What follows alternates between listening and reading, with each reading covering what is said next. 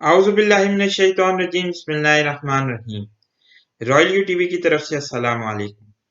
पाकिस्तान के हसीन तरीन इलाके स्वात में बसने वाले पठानों के मुमताज तरीन और सबसे बड़े कबीले यूसुफजई की दास्तान इंतहाई दिलकश और मुहिम जुइयों के वाकयात से लबरेज है। मुगलों, मरहटों और फिर अंग्रेजों के साथ जंगों में इस कौम के बहादुर फर्जंदों ने साबित किया कि वो कैसे जिंदा व जावेद वॉर मशीन से ताल्लुक रखती है, जिसको शिकस्त देना और मफ्तू बना लेना ना सिर्फ नामुमकिन है बल्कि ऐसा सोचना भी हिमाकत की दहलीजों को पार कर जाना है।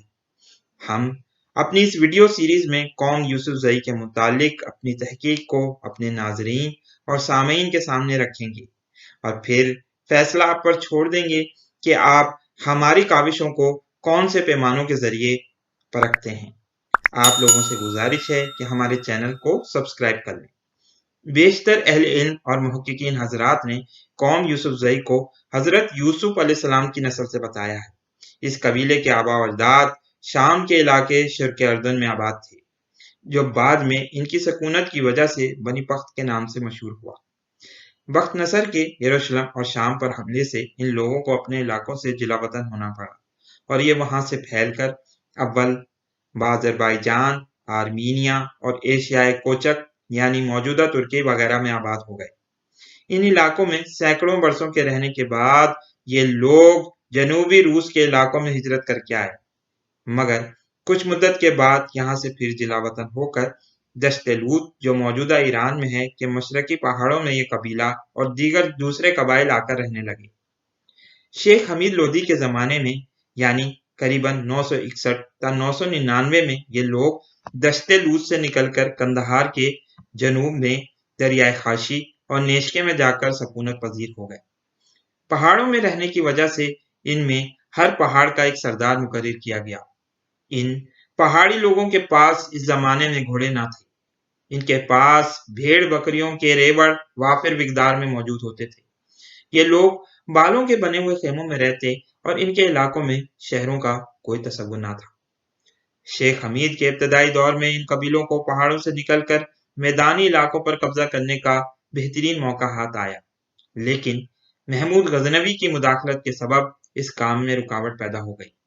फिर गौरियों के वक्त में इन्हें पहाड़ों से निकलने का दोबारा मौका मिला और वो अपने अपने सामने वाले इलाकों पर काबिज हो गए।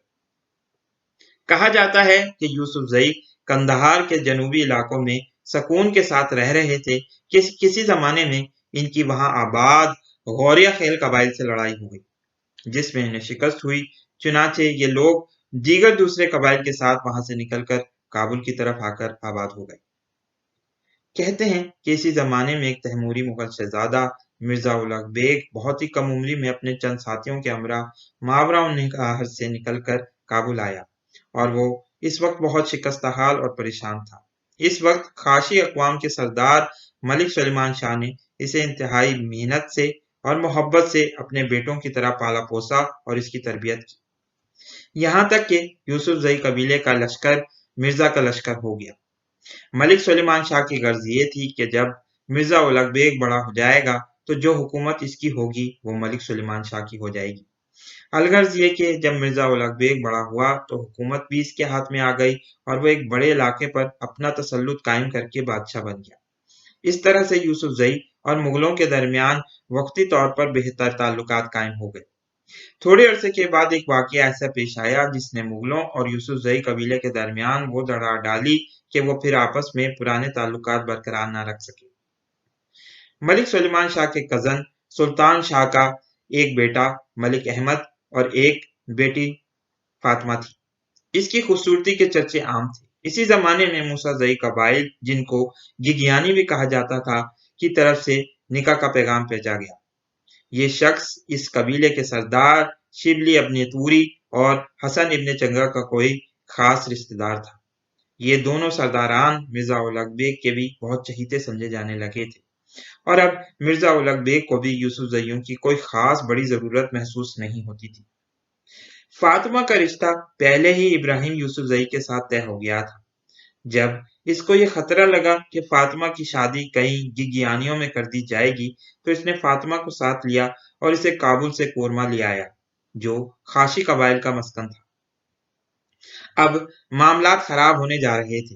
विज्ञानियों ने इसे यूसुफजई कबीले की मिलीभगत समझा और वो किसी तरीके से भी अब यूसुफजइयों को सबक सिखाना चाहते थे।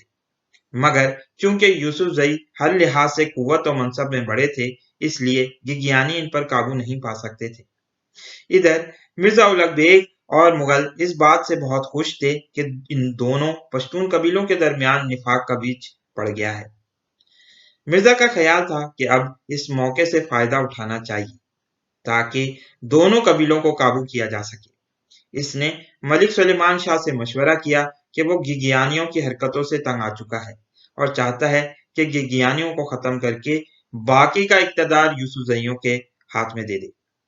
सुलेमान शाह गिगियानियों के साथ मामला जरूर साफ करना चाहता था, मगर इसकी ये ख्वाहिश नहीं थी कि गिगियानियों को खत्म कर दिया जाए। इसलिए जब मिर्जा उलग बेग अपना लश्कर लेकर गिगियानियों पर हमला करने के इरादे से रवाना हुआ, तो इसने गिगियानी कबीले को इत्तला कर दी कि मिर्जा हमला करने आ रहा है। ये इत्तला सुनकर गिगियानी अपने इलाकों से भागकर दूसरे इलाकों में चले गए। मिर्जा वहां पहुंचा तो इसने गिगियानी कबीले को वहां पाकर सख्त गुस्से का इजहार किया और शक जाहिर किया कि जरूर किसी शख्स ने मुखबिरी की है। बाद में इसे इस बात का पता भी चल गया कि वो मुखबिर सुलेमान शाह यूसुफजई है। अब इसने गिगियानियों की तरफ दोस्ती का हाथ बढ़ाया और हसन और शिबली से जाकर इत्तेहाद कर लिया और मलिक सुलेमान शाह को जंग का पैगाम भेजा कि अब तुम्हारी खैर नहीं है। ये देखकर यूसुफजई कबीले ने इंतहाई शुजात और पामर्दी का सबूत देते हुए अपने लश्कर को मुरतब किया और मिर्जा उलग बेग और गिगियानी कबाइल का मुश्तरका लश्कर को जबरदस्त शिकस्त दे दी। इसके बाद मिर्जा उलग बेग, शिबली इब्न तूरी और हसन इब्न चंगा ने बाहमी मशवरा करके सुलेमान शाह को सुलह का पैगाम भिजवाया और फिर एक रात चुपके से दावत के बहाने उनको बुलाकर अलग अलग कमरों में भिजवा दिया, जहां मलिक सुलेमान शाह और दीगर दूसरे सरदारों को रस्सियों से बांध दिया गया।